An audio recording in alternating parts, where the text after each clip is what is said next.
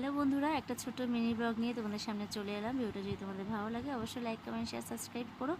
Actually অনেকদিন ঘুরতে যাওয়া হয় না, তো ভাবলাম একটু ঘুরে আসি। তো কোথায় ঘুরতে এসেছি সেটা তোমাদের জানতে হলে অঞ্জনা ক্রিয়েশনের বড় ব্লগ দেখতে হবে, সেটা চলে আসবে দুদিনের মধ্যে।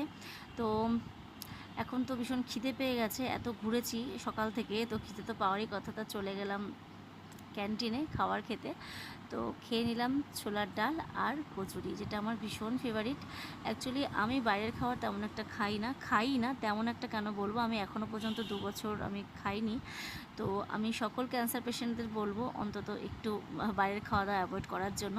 তো যাই হোক, ঘুরতে যখন এসেছি হাঁটতে তো একটু হবেই, তো একটু হেঁটে নিলাম। আর তারপরে শিয়ালদা স্টেশনে চলে এসেছি, ট্রেনে উঠে পড়েছি। বড়মশাই চলে গেছে অফিসে, নতুন অফিস, ওকে জয়েন করতেই হবে। তো চলে এলাম আমি বাড়িতে, খাওয়া দাওয়া করে একটু রেস্ট করছি।